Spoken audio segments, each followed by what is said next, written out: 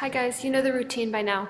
Make sure that you're looking at free response strategies part 2 so that you get the correct problems. I'm going to go ahead and scroll through them. One other note is do try to use your calculator for these. It will save you a lot of time on the test, and part of the reason I put these 4 calculator questions up front is to give you a chance to remind yourself of what buttons to push and to get any kinks out. On the day of the test, remember, I'm not going to answer questions even if it's just about what button you're supposed to push. Here's question 1.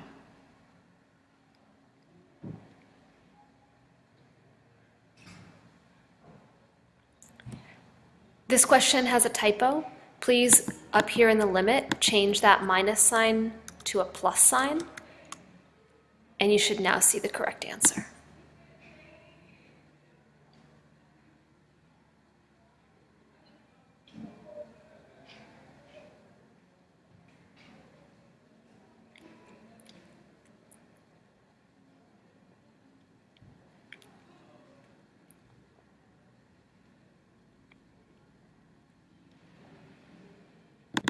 Great, so let's start with question 1. The first thing I notice with question 1, well, the second thing. The first thing I notice is that I'm allowed to use a calculator. The second thing I notice is this notation. This notation means second derivative. In other words, the derivative of the derivative. So my game plan is going to be to take the derivative 2 times and then to plug in 40. Right, so here's the first derivative, and you can see that I did a chain rule. The outside function was something to the 5th, the inside function was 1 plus x over 20. Remember that x over 20 is the same thing as 1/20th times x, and the derivative of that is just your coefficient. I put it all back together, and then I simplified. 5 times 1 over 20 is 5 over 20, which is 1 over 4. And I actually made a typo right here. This should be a 4, as you can see from there. From here, I'm now going to take the second derivative. Looking at the first derivative, what are we going to use? Right, it's going to be another chain rule. Here's what it looks like.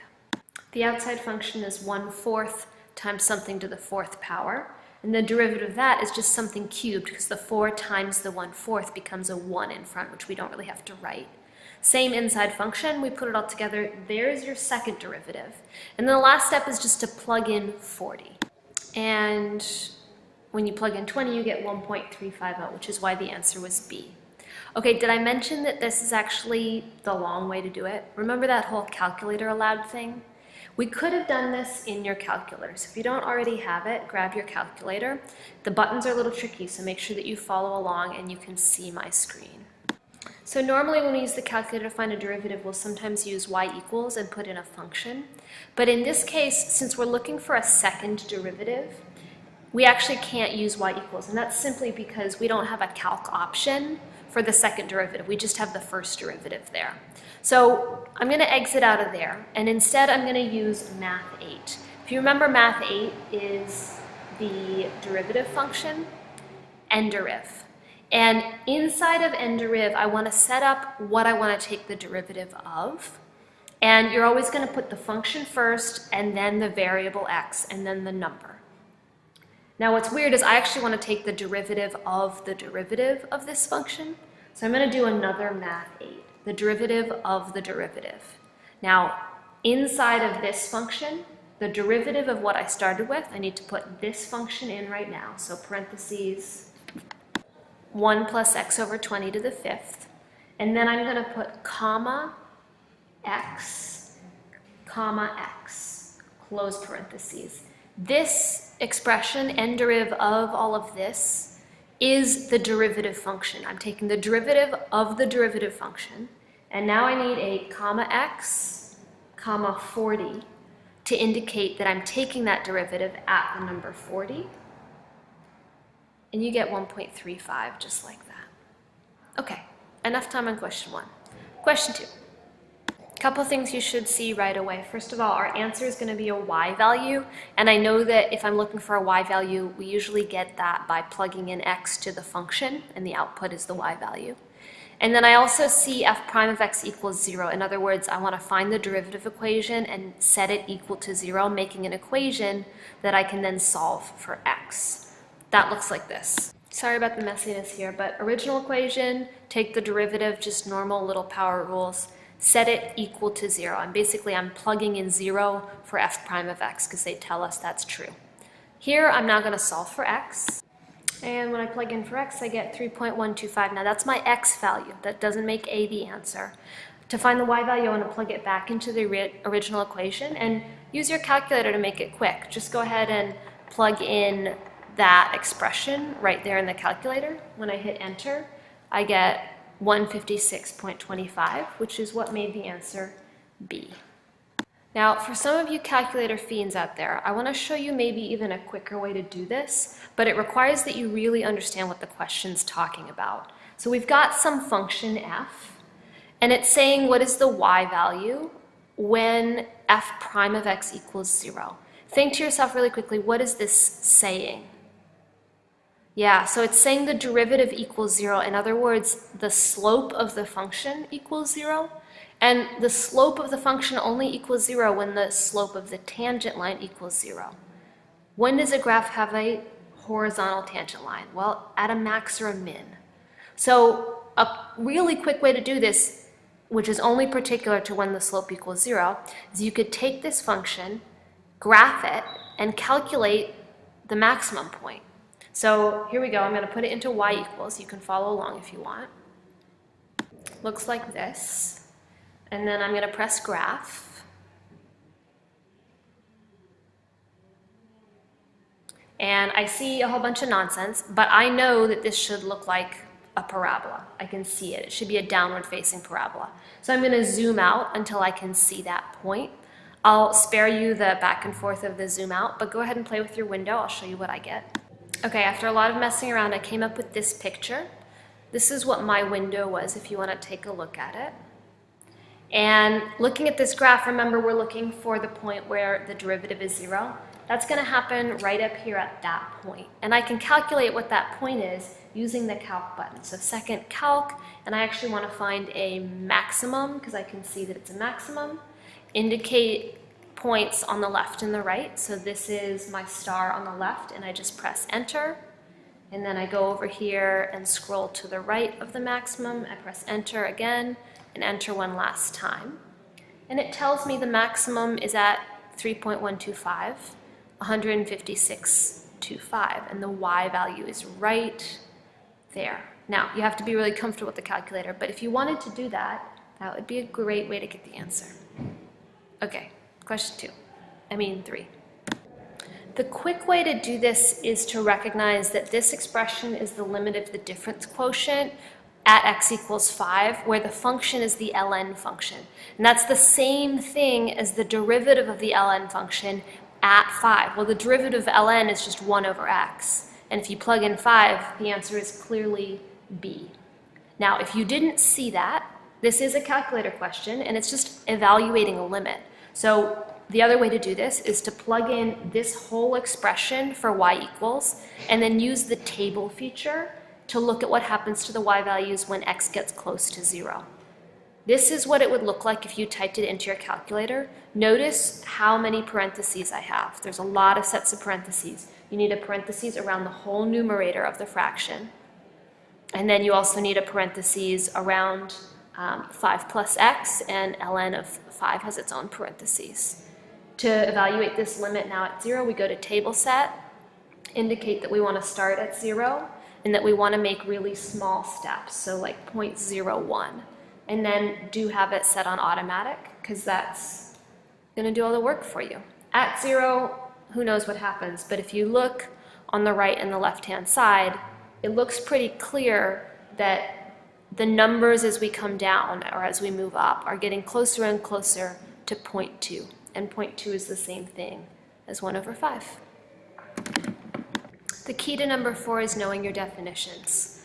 Continuous means at a point that the right hand and the left hand limit equal the actual y value. In this case, the only y value we're really worried about is at 2. And differentiable means that the right side derivative has to equal the left side derivative, and again, we're really just worried about at 2, because that's the only place this function has a potential for disaster. Now, I'm going to skip over a little steps. If this is hard for you, make sure we talk about it. The right-hand limit is the right-hand side equation right here with 2 plugged in. The left-hand limit is the left-hand side equation with 2 plugged in. And f of 2 is the same as the left-hand limit because of the equal sign right there under the less than. So all of this gives us an equation. And when simplified, this is what that equation looks like. Now I'm going to move over and do a similar thing. The right side derivative, well, this is the expression that we're following on the right-hand side of the graph. So I just take the derivative of that, and then I set it equal to the derivative on the left side, and I get a second equation, which looks something like this. Now remember, when you take the derivative first with the x's in, and then you plug in the 2 after you take the derivative, and that's where this came from. So I've rewritten each of these expressions just to kind of simplify them a little bit, but basically we now have 2 equations and 2 variables, a and b, and that's algebra 1. To solve 2 equations and 2 variables, we set up a system. I prefer to solve systems by elimination, so I just arranged them so that my 4b terms lined up.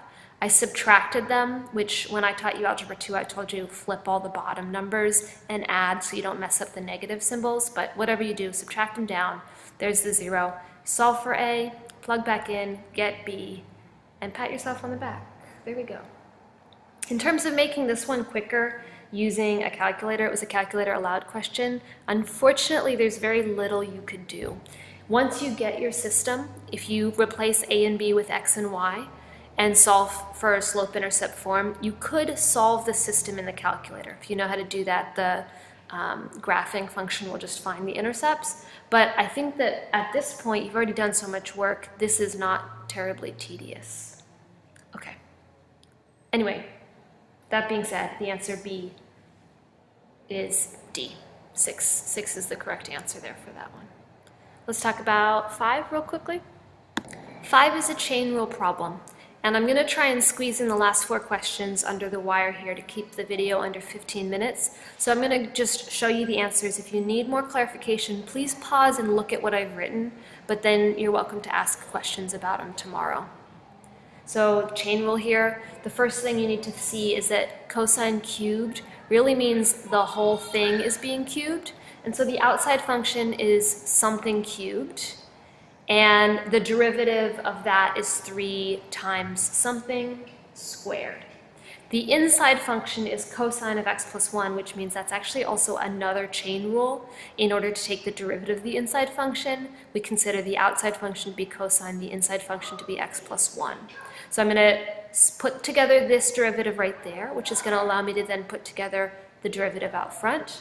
And the last step, putting these together, we get negative sine of x plus 1. Putting all of this together, here's the derivative expression. And then when I plugged in pi, this is the expression I end up with. Notice the negative just comes from the sign, and I multiplied it with the 3, and that's why the answer was A. Looking at question number 6, without further ado, the first thing I notice here is that we're going to use implicit differentiation. So I take the derivative of both sides, and doing that required a product rule, and a product rule with a chain rule, and that's because y cubed is the function y to the 3rd power. So if you want to think about it as something cubed and then your inside function is y, what you end up with is 3 times something squared. You plug in y and you multiply it times the derivative of y at the end. That's the chain rule right there. It's the derivative of this second part of the product. From here, we're going to gather our y prime terms, and the rest is history. Pull out a GCF, divide both sides. Another GCF here, I took the negative out of the top, and then I just switched the order on the bottom, which I can do because it's addition. This makes D the correct answer. Question 7, down at the wire here, is just a matter of following the definition. See if you can follow this work step by step.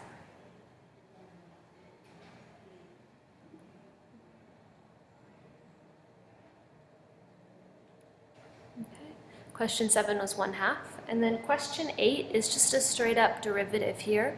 If you accidentally got the wrong answer, check that you remembered to do a chain rule, and I've got the little work for the chain rule up here at the top if you want to look at how I kind of set it up.